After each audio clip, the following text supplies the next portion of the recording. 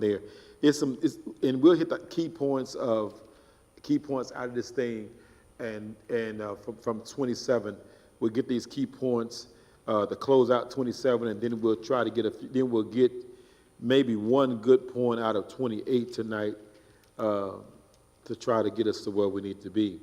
All right, Acts 27, and y'all finished at verse 18. So you guys spent last week with Paul getting on the ship, and you should have covered last week. I'm quite sure you covered last week where Paul had advised them to make sure that it's not good for us to sail, and there was food because of the weather was nice. The weather was nice and everything was good. There was food by there. Is that right? And then they went on and sailed out anyway against his advice. And what happened? They ran into a what? A storm. They ran into a storm. They ran into a storm on the waters. And so you guys should have covered the fact that at some point, all right, they got ready. They was willing to toss some over. Y'all remember that? All right, to lighten the load, they wanted to toss some of the prisoners over. And so Paul warned them against that. So when we get to 18, we get to 18. All right, the Bible says, and because we were exceedingly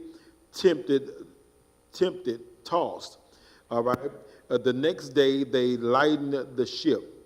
On the third day, we threw the ship tackle overboard with our own hands.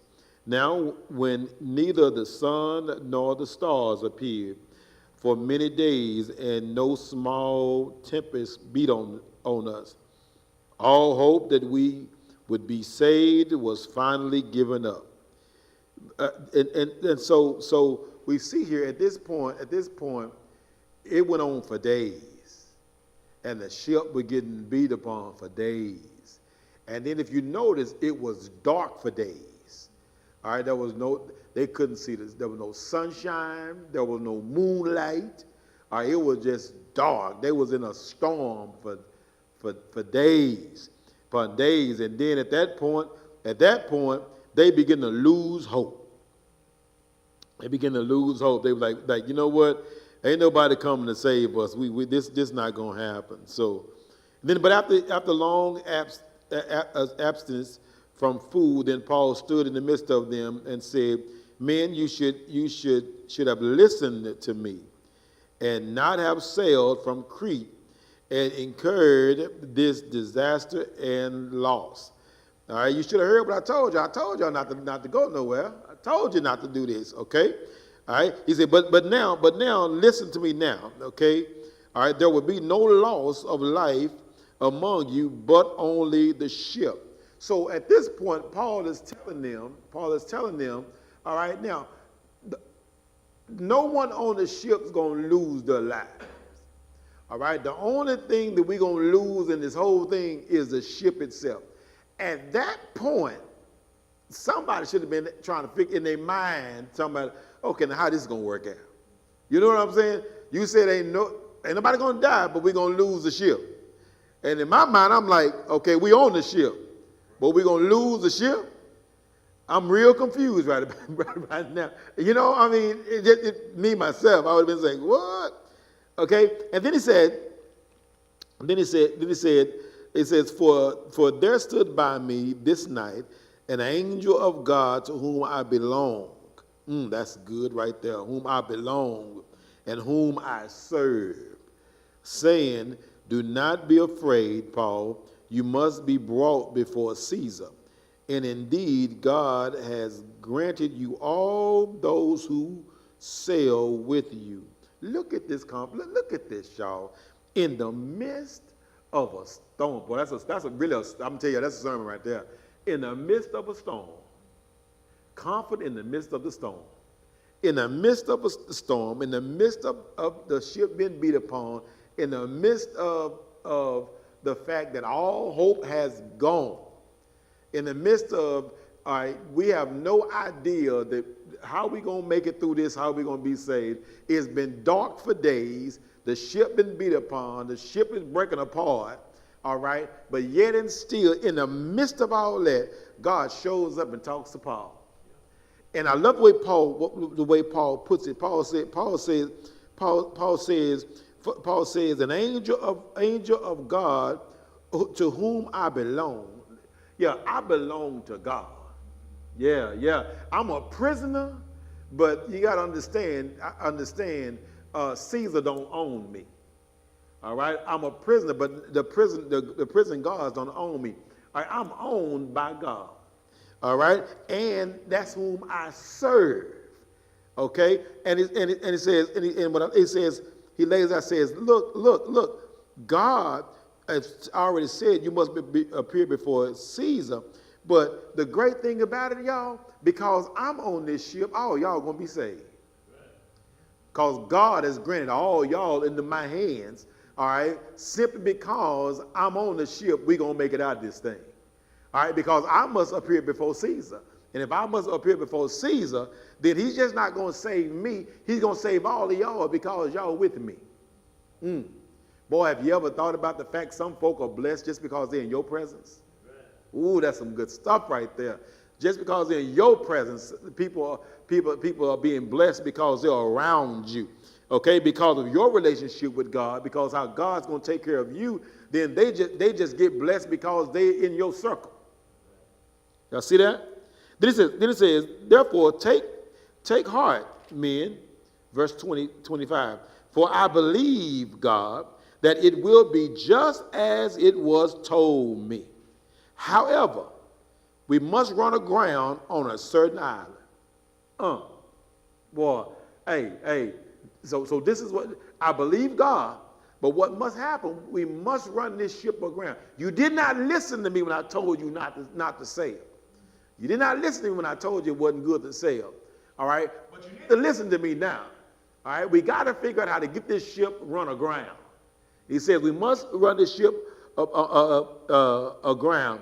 Now, this is going to tie, and this is what I like about this is, and when you get to 28, you see how this ties together, because there was a reason Paul had to run aground where he ran aground, because there was mission work for him on that island. Y'all see that? And boy, this is good. Look, y'all, if they don't have the storm, if they don't have these issues, then there will be no reason to run aground. But because Paul had something to do at Malta, all right, then the storm had to occur, all right? The ship had to run aground at Malta, because at Malta, that's where the work he had to do before he got to Rome to be done. Am I making sense? Yeah. All right. Well, watch this. So, however, we must run aground on a certain island.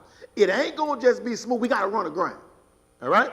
Now, when the 14th night had come, boy, y'all look at 2 weeks, y'all, 2 weeks. As we were driven up and down the Adriatic, I can't say that word today, Adriatic Sea, thank you. About midnight, the sailors sensed that they were drawing near some land, and they took sounding and found it to be 20 fathoms. All right. And when they had gone a little further, they took soundings again and found it is 15 fathoms. Then, fearing lest we should run aground on the rocks, they dropped 4 anchors from the stern and prayed for day to come. And as the sailors were seeking to escape from the ship, when they had let down the skiff into the sea under pretense of putting putting anchors from the power. Now, what did Paul tell them they had to do? What did they avoid doing? Did y'all just see that? Paul told you, however, we must run aground on a certain island. Isn't that what he just told them?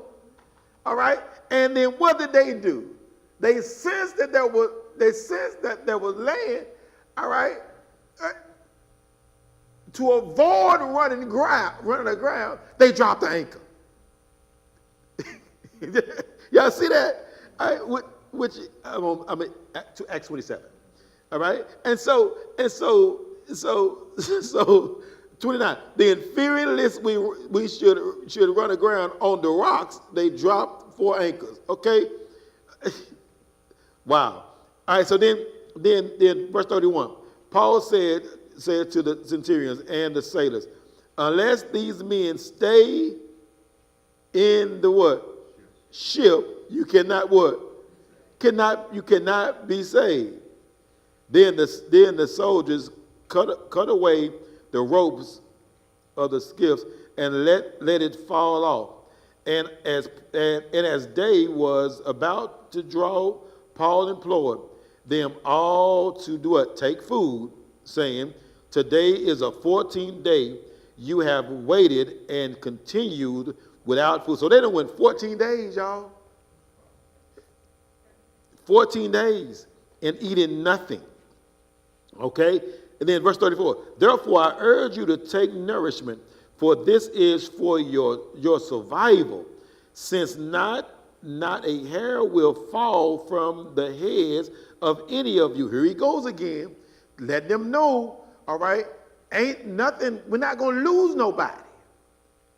Everything is going to be fine. Okay?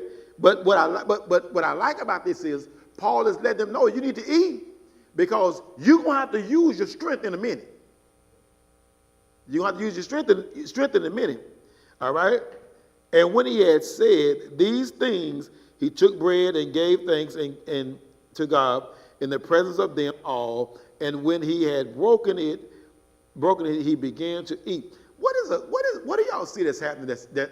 What's something that you're seeing that is I would say that is, I wouldn't say ironic, but I would say is a good example during all of this. Yeah, well, you all know she gonna say they're eating, not the Lord's Supper, but they eating, yes. But what is he? Have you noticed what he's doing in all of this? Have you noticed he's still doing the normal practices that normally a Christian should normally do, even in the midst of problems. In the midst of problems, he's listening to God. In the midst of problems, he's communicating with God. In the midst of problems, he's believing God. In the midst of problems, all right, he's testifying for God. In the midst of problems, okay, come time to eat. What are Christians supposed to do before they eat? They ought to pray over their food before they eat. In the midst of everybody, you still pray over your food. So right in the midst of all this, he's still doing. What I like about this, the circumstances and the situation didn't change Paul's behavior. Paul was still doing what his Christian responsibility and his Christian behavior should always be. Far too often we'll allow situations to cause us not to behave as Christians. We let the situations and the circumstances dictate to us how we ought to behave, instead of we behaving how we ought to behave regardless of the situation, regardless of the circumstance. Does that make sense?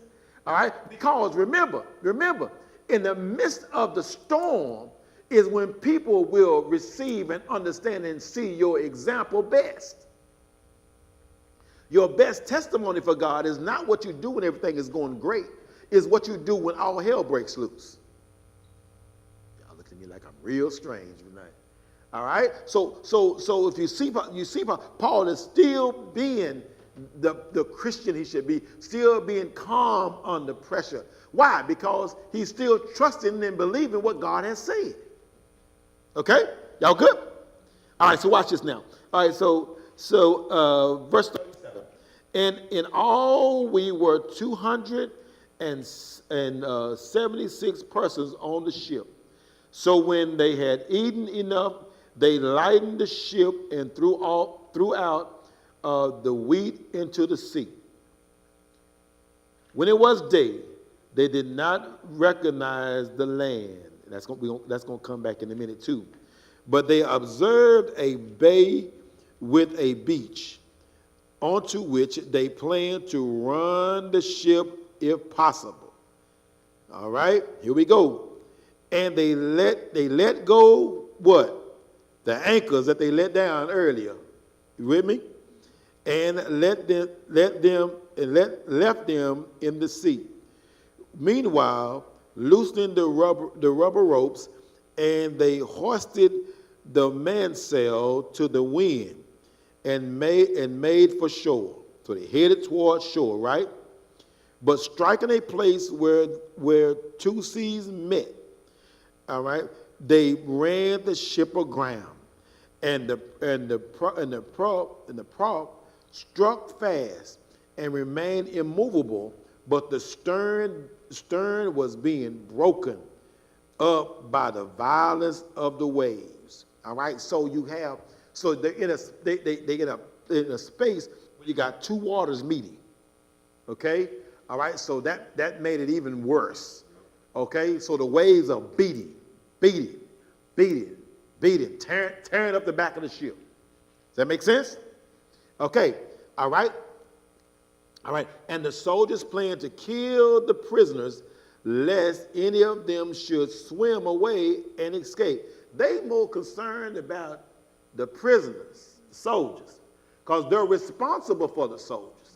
And if something happens to the soldiers, then they would be killed. All right? All right, y'all remember, I'm gonna give you a good example of what is ought to make sense to you. If y'all remember, go back to Acts 16. Whenever Paul was in prison. You remember? Whenever the earthquake occurred, all right, and all the bands were loosened, all the gates were open, all right, and the prisoner, what was he getting ready to do? I mean, the soldier, what was he getting ready to do? He's going to kill himself because he thought that they had escaped. And then Paul asked for a light. Y'all remember that? Said, we are all here. Okay? So you ought to see the mindset of these soldiers now. All right? We're going to lose any. And if we lose any, all right, we might as well we can account for them if we kill them. We can't account for them if they get loose. Okay? All right? Okay. All right. But the centurion, wanting to save Paul, kept them from their purpose and commanded that those who could swim should jump overboard first and get to land. Now, let's the centurion. Remember that the centurion. Why would the centurion want to save Paul? Still has to appear before Caesar. All right, but what did Paul just tell everybody? It's going to be all right. And remember, everybody has been delivered into whose hands? Paul's hands. Because God was saving who? Paul. Y'all remember that? Y'all looking at me like y'all didn't get that. All right, remember, here we go, right here. All right, it was when we go back here. Let me go and find it for you. About 25, I think it was. All right, verse 24, saying, "Do not be afraid, Paul. You must be brought before Caesar, and indeed God has granted you all those who sail what with you." Okay, and so the centurion believing what understand. we killed Paul. All right, then the only reason we make it is because of him. Y'all with me? All right, and so then he says, all those who can swim, jump overboard and swim, right? Okay, and then this is boy, I preach a whole sermon off this verse number 44. And the rest, some on boards, some on what? Parts of the ship or broken pieces. And so it was that they all escaped safely, what? To land. All right? Remember, Paul told them. Only thing that was going to be destroyed was the ship. But watch, God had to destroy parts of the ship for parts of them to what? Get the land. Oh, y'all got to see that. Y'all see that? God didn't need the whole ship. All he needed were parts. I'm not gonna mess with y'all on that because that's a whole other thing that y'all don't see me do before is the broken pieces. All right, is the broken pieces. All right, all they needed was just some broken pieces to get the land. All those that could, all of those who can make it on their own can make it on their own, but not everybody can make it on their own. They needed parts of the ship, but they didn't need the whole ship. They just needed broken pieces off the ship to get to what? Land. All right. And y'all remember I done a thing with this one time about all ships ain't meant to take you everywhere you're supposed to go. They only supposed to take you to a certain place. Y'all mean? All right. I'm not gonna go back into that. All right, broken pieces. All right, now let's go to 28. All right, let's go 28. Let's go 28. Let's 28. All right, so we've run aground. All right, we've gotten to the island of Malta. All right, we gotten there. All right, Drew, you over there now? You caught with me? All right, now we over there now. We've gotten there. All right, so now, verse 1 of chapter 28, what the Bible said. Come on. And when they were escaped. When they escaped. And they knew that the island was called Malta. Yeah, come on. And the barbarous people showed up no little kindness. Yeah, yes. For their kindle of fire yes. deceived us everyone. All right, now look, so this is what a couple of things I want to because where they entered in, when you do research on this, where they enter in on this island, is not the normal the port side of the island, where people would normally come in to the island. All right, they enter on the opposite side, all right, where it's not used to visitors coming on that side. All right, so that's where they enter. And when they entered there, they were surprised by how well they was received and how well they was treated on this island. All right, they took care of it. They treated them well. All right, and they were surprised by that. All right, and they didn't do it just a little. They took care of the natives. They took care of them. All right, because they were what? The Bible says what? Because of the present rain. They were because of the cold. All right, but look at how these people are. They don't even know. They don't even know Paul. They don't even know these guys coming off this ship. All right, they don't even know these people. All they know is they've arrived on the island. They wet and it's cold. And they wet and they're cold, but yet and still they show compassion upon them. All right, and they helped them because they saw people who were wet and cold, and people that was in need of help. That's a lesson right there by itself. How we ought to be compassionate of those who are in need. All right, these folk were barbarians. Okay, these folk were more than likely Grecians, more likely of Greek mentality. Because I'm gonna tell you how I know that in a minute. All right, they were more of a mind because of where Malta was. It is somewhat like a province of Rome. So these folk had no Jewish background at all. So they don't know nothing about the law. They don't know anything about all that. But they had good nature.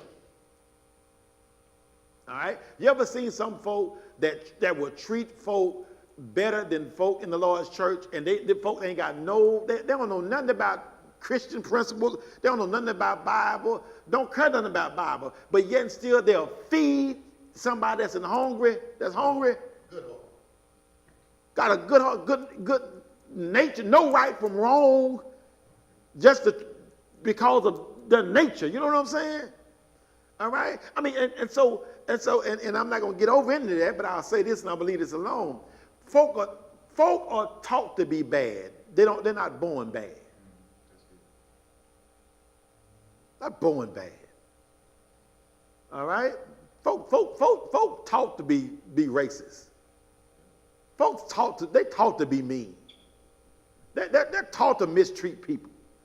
In the normal nature of people, what do you see? Babies help each other out, and they don't even know no better. But they just see a baby and they just hug on the baby. They take care of babies. All right? They don't learn how to be mean to somebody be mean to them. Does that make sense? All right? All right? And so look at how they treat these people. All right? Go ahead and read, Drew. Watch this. When Paul had gathered a bundle of sticks come on. and laid them on the fire. Come on. There came a viper out of the heat. Yeah. And fastened on his hand. Yeah, so a snake jumped out on it. See, that's when I would have passed that. I don't do snakes. I tell you now, told my wife another time she want a new house, they wouldn't get in the house. She got her new house. So anyway, but bit him on over, and it was a venomous snake. All right, it was a poisonous snake, because we'll see that in a minute. Bit him on, and it just didn't just hit him; it locked in and locked on him.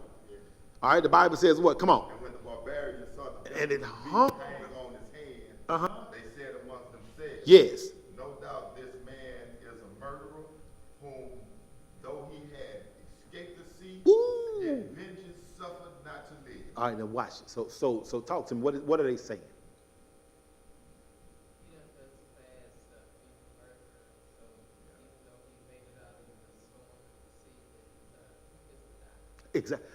Exactly. Now they get this because of the goddess Deniti, all right, which they serve, which is the goddess of justice.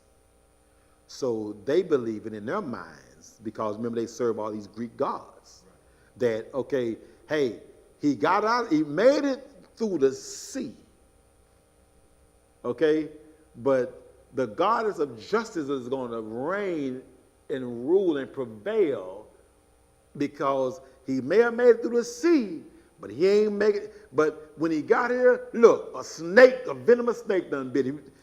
Justice was going to be served. I see that. Yeah. You ain't make it. So they had this mindset because of their perception of what they are observing. Okay? All right? Now watch this, though. Read. And he shook off the beast into the fire. Yeah. And felt no harm. No harm. Howbeit, they looked when he should have swollen. Yeah. So watch. Fallen down deadly suddenly. So look at what they're doing, y'all. They're doing what people do to us. They watching. You know what I'm saying? They ain't saying that. They done said it to themselves. You know, oh yeah, you know what? Yeah, You know how we do. We get in them little corners and start talking about folk and saying stuff about, child, you already know. Watch. Give it a little time. You're gonna catch up with him in a minute. I'm telling you, the real gonna show up in a minute. Give him a little time. Keep your eyes on it. Yeah. He got over. We gonna see how he got over that. We gonna see how he get over this. Okay, and so they're looking at him and they're watching. They watch because by now he ought to be done swole up. By now he ought to be done swole up. By now he ought to be dead. By now, he already been lost that job. By now, that husband walked out. Should have been anyway. By now, that teenage girl gonna be pregnant because you know she acting a fool anyway. By now. You see how people make assumptions, all right, based on what they think, and then based on what they think, they're waiting to see it happen. Because, and this is the good stuff, y'all, because in a normal circumstance, that is what should happen. Now, y'all know I can come real close to y'all right about now.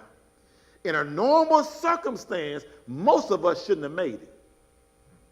In normal, every odd said no. But you still here. There's no way you supposed to got out of college. No way. No way you supposed to went to college. There's no way you supposed to graduate from high school. There was no way. There was no way. All the odds said no. In a normal circumstance. All right? But this ain't a normal circumstance because God. Any of us ever had those but gods?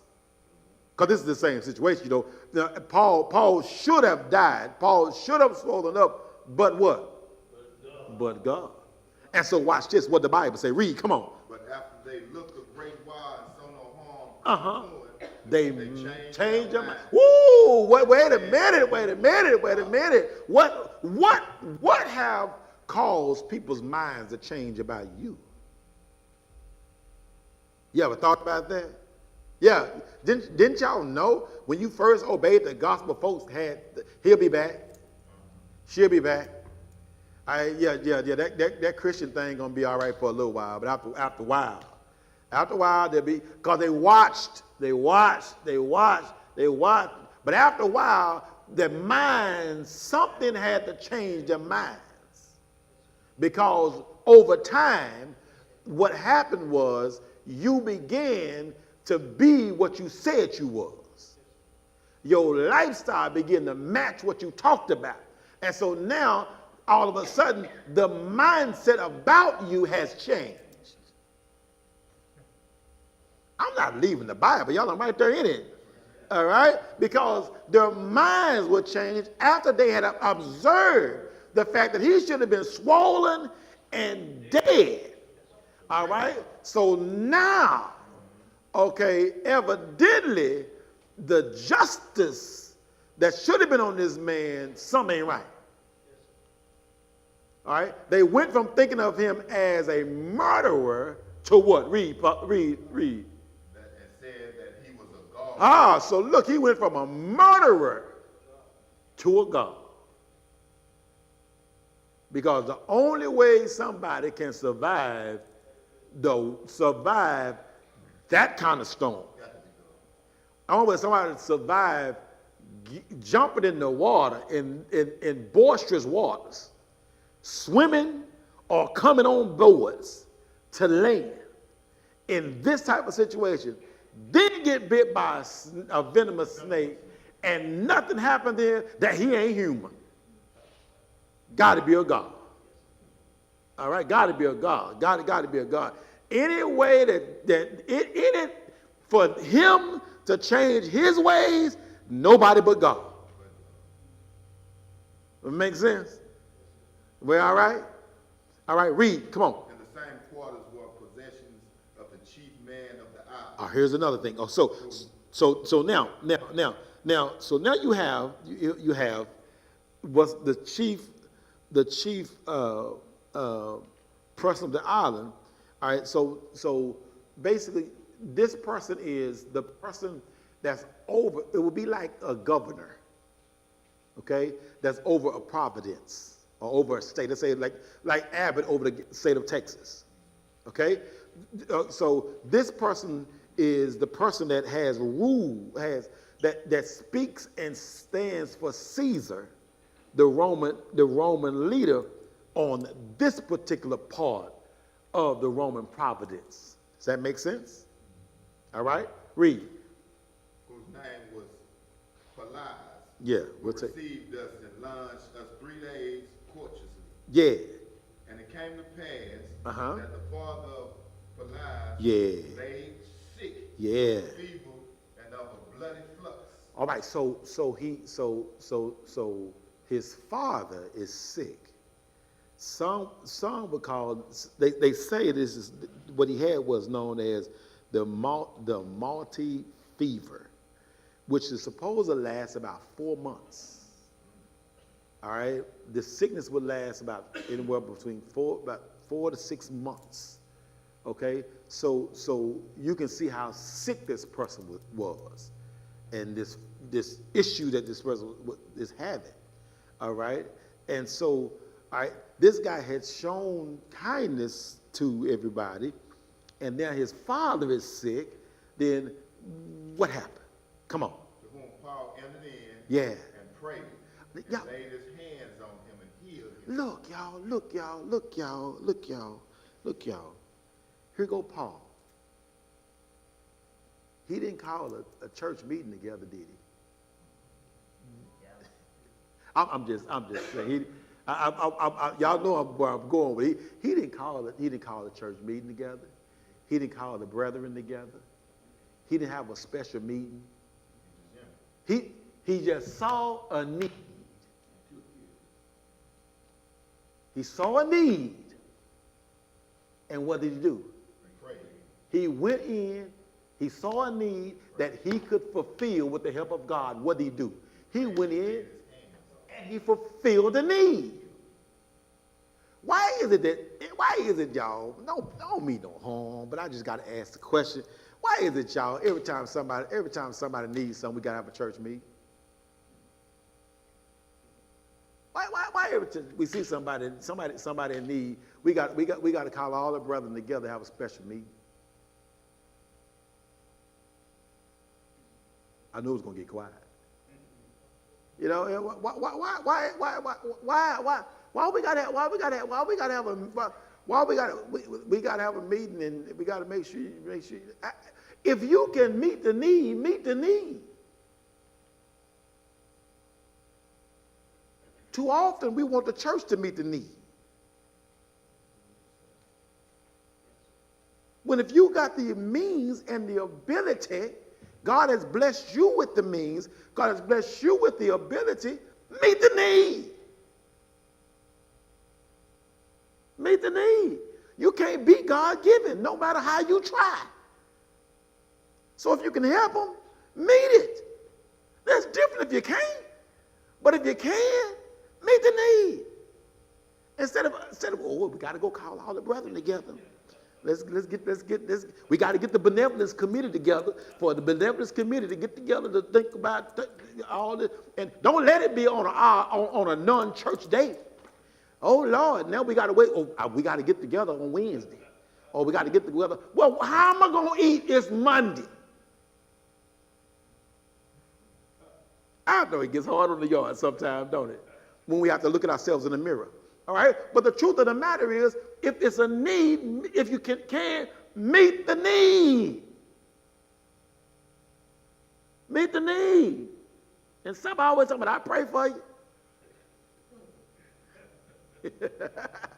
we some praying people. Oh, I pray for you. I pray for you. I pray for you. I pray for you. Okay, thank you for the prayers. I appreciate it. But I'm hungry. All right? So look. The person that has shown favor to Paul and his companions, but the person had a family member that was in need.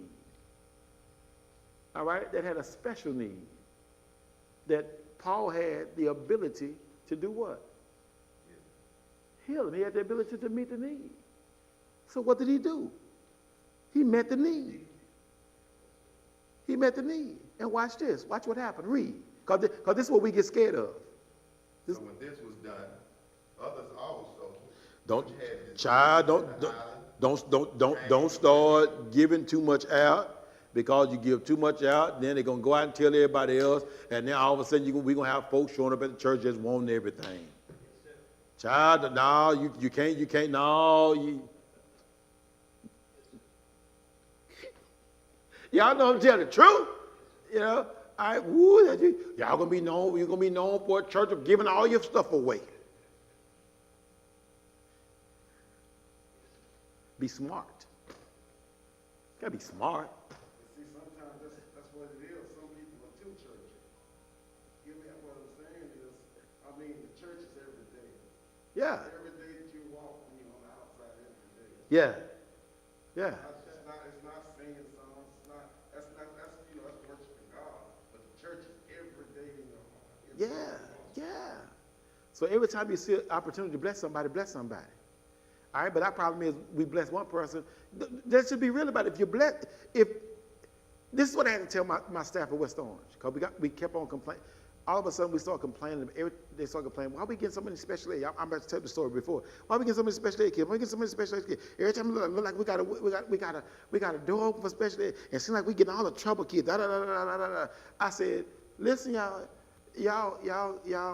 The mission statement says, in partnership with our community, we will transform the lives of students every day. So you're telling folk that this is what you're going to do.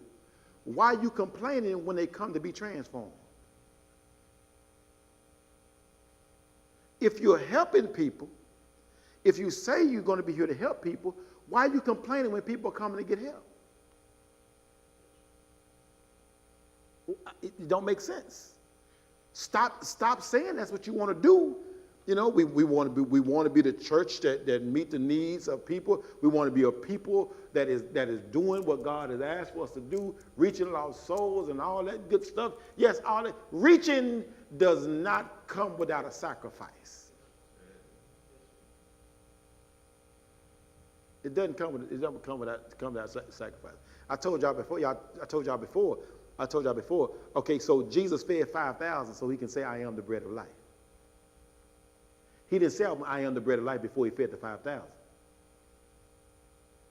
He did not say, I am the resurrection until after he raised Lazarus from the grave. So I'm just saying. So if you're going to say you're going to do X, Y, and Z, then be X, Y, and Z. All right? Now, it means that we have got to be a people that are prepared and ready to be able to help folk. It amazes me how we want to teach folk the gospel that's hungry. But before we're going to give them any food, we want to teach them. They ain't heard nothing you said because they're hungry.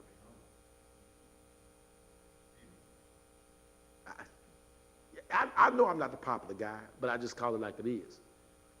Because I just look at some of the things that we do that don't make sense. All right? Somebody in need would say, okay, just come on to church. Sit through church first. We'll help you after church. We'll sit through the whole worship service. And after you sit through the whole worship service, then we'll help you. So what we just did was we just said, okay, all right, we'll give you what you need as long as you sit and worship first. If you want what I give, you got to sit and worship. So the whole time, whoever's up here teaching, whoever up here doing whatever they're doing, they ain't paying no attention. They really ain't concerned about what he's saying. All they're really concerned about, let's get through this so we can get to what we want.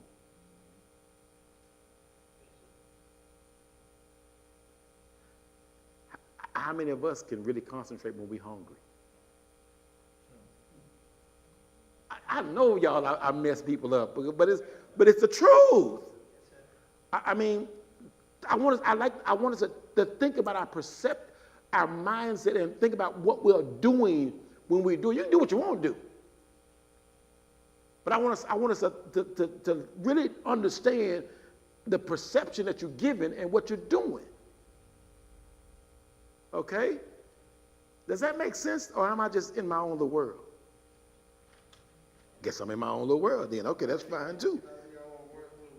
Okay. That's the greatest satisfaction of doing God's will. It is being your brother's keeper. Yes. And so we've got to I gotta hear. So what I love about this situation is Paul saw a need, he met the need. And then when he met that need, word got out that he was a person that could meet needs. So then what happened? Folk came with needs. So if you start helping people, you're gonna get people that's gonna show up that what? Need help. Okay? So get ready for it. Get ready for it. All right? Okay, I'm gonna leave that alone. All right, keep reading. Who also honored us with many honors. Now look. And when Hold on, because I'm gonna get into this real good right here, because sometimes we miss this. All right, look.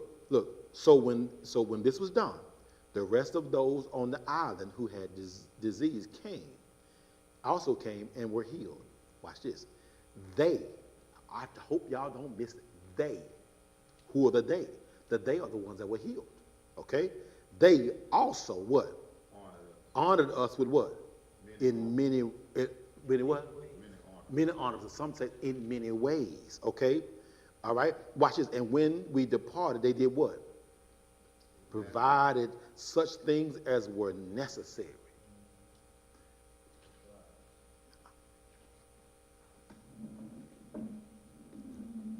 I'm going to sit down. All right, now look, I want us to really understand this, because in the Lord's church, we miss this so often. And denominations pounce on it so often. Because they meet the needs of the people in the context of their crisis. Whenever the people get better and get up off whatever situation they've been on, they oftentimes go back and they bless that organization.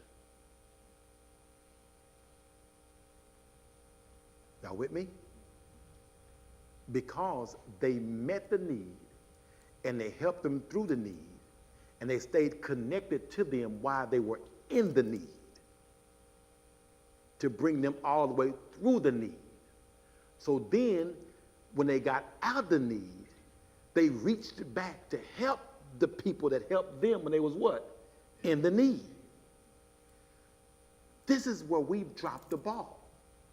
We will help somebody one time, lose contact with them. Don't stay with them. Don't work with them. And then when they get up and gone, we never see them anymore, because we didn't take the time to make the investment that it would take to where they would invest back in that had helped them. Y'all look at me like I'm real strange about this thing, because I guess y'all don't get it.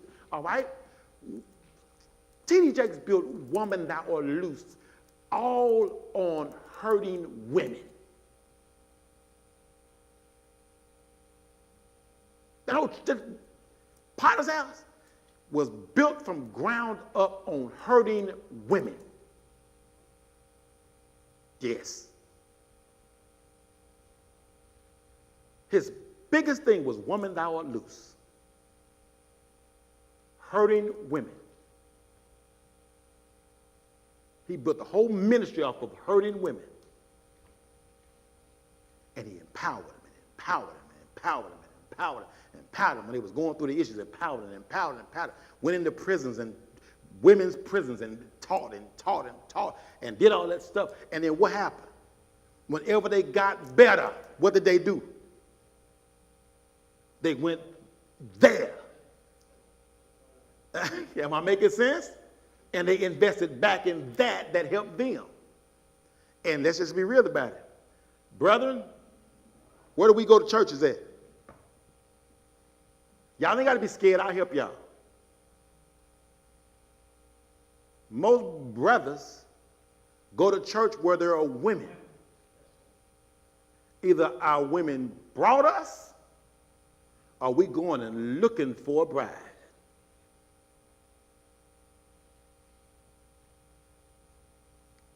So now he got a full house. Because they invested in helping what? Women. And what did they do? Return the.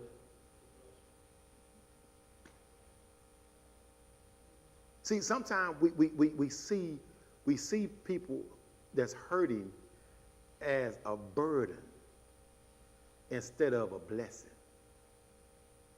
And when you see people as a burden, you treat them as a burden. Ooh, that right there hurt a little bit. I'm sorry, but it's the truth. When you see them as a burden, you treat them as a burden. You treat them as though they're getting on your nerves. You treat them as though they always want something. You treat them as though that they can't invest in it. You treat them as though they have no dignity. That's how you treat them. And when you treat them that way, what ends up happening? Okay? They will use you and move on until they can get somewhere else so somebody treat them better. Everybody that needs a hand up is not looking for a handout. Am I making any kind of sense? All right? It's right. The example is right there. The example is right there. When they help those people who were needed to be healed, those people in turn turned around and did what? Made sure that they didn't have anything. They gave whatever necessities they needed. They made sure they had what they had. You leave them to have, but then you got whatever you have. I don't know what. Sometimes we don't get it, but you know what? That happens in our own everyday lives. Sometimes those people who you've invested in, those people that you spent time with, those people that you cared about, those people that you helped through their issues and their problems and all that stuff. Most of the time, those people will turn back and whenever you and they'll go broke trying to help you make it through. Because they remember when and they remember how you treated them. They will become loyal to you. I mean, I'll try to teach some folk at some of these other, they go to some of these other denomination churches.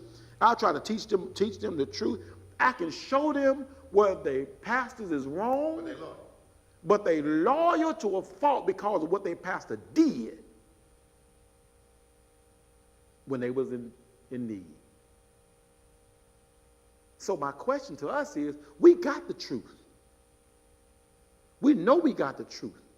But then the question on the floor is, how good, how well are we treating those who we come in contact with?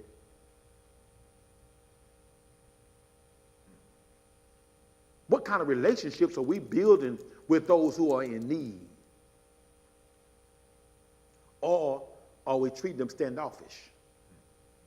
Or we treating them as though, you know what, here they go again. Here they come back, here they come again, here they come again, here they go again. Well, we done gave to them, we done gave them 3 times, here they come again.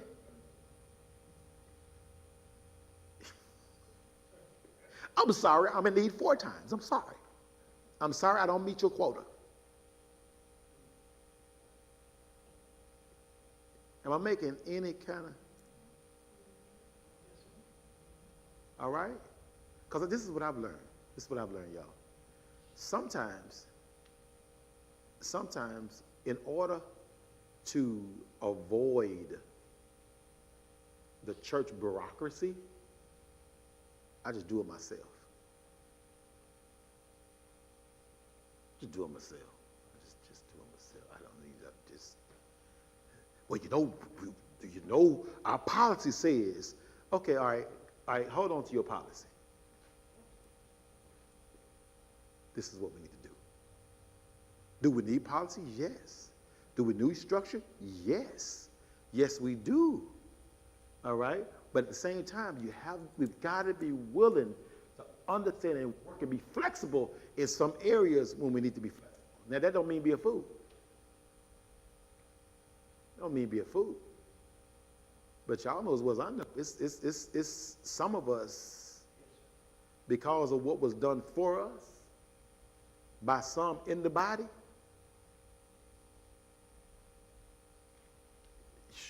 Hey, we'll go to battle with them. We'll go battle for them because of what they did for us in a troubled time. And that's where, if you ask me, when all of my observations and how I've been looking at things, because y'all know I've been on both sides. I've been way on both sides.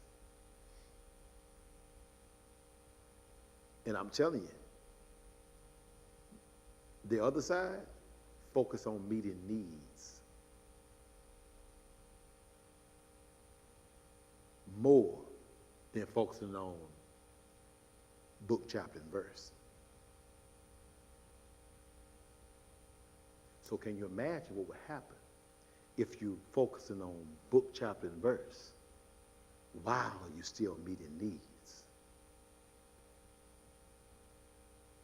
Instead of so quick to try to tell somebody book, chapter, and verse, but then leave their needs out of just hanging.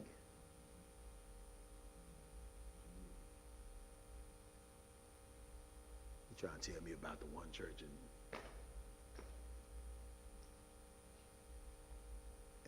I need a soda. And you ain't even willing to give me a soda. What you trying to tell me? You trying to tell me about the Lord's church? The Lord has but one church, and you trying to tell me all this good stuff, but yet and still, you go eat your chicken, and then you won't even give me any chicken. You trying to teach me the Bible while you eat your chicken, I'm sitting there hungry.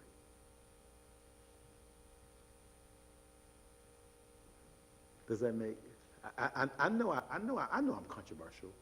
That's okay too. That's okay too.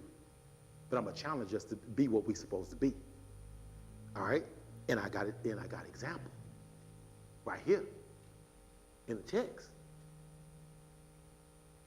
In the text. When we do what we're supposed to do, God always increases us. But what happens is we start too busy trying to monitor how much we do instead of just doing and let God take care of the rest.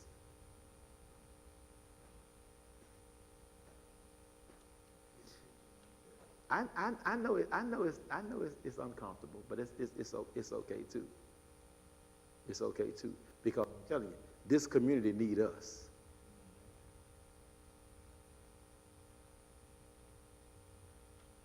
This community needs us.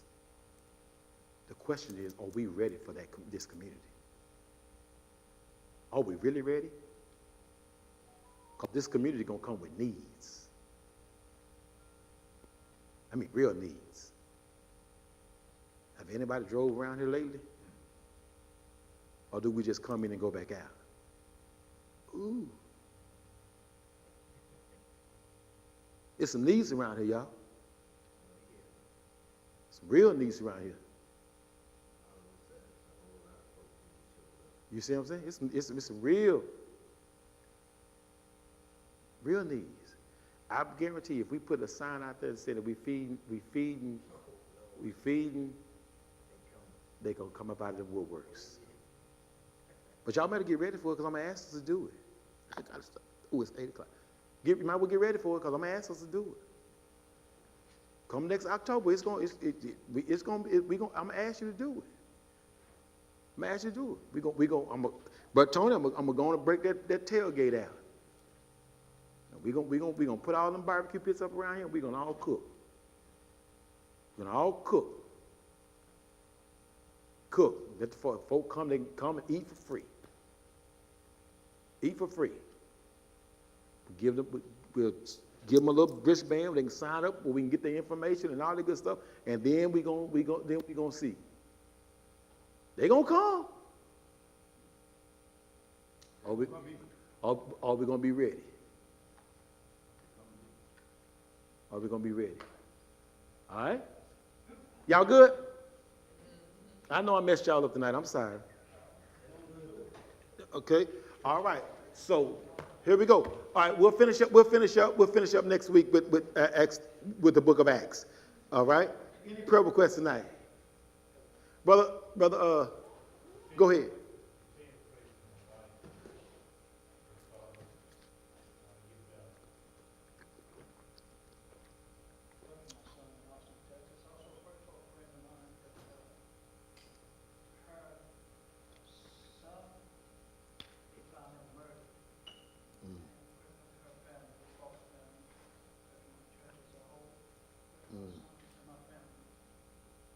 Yes, we will.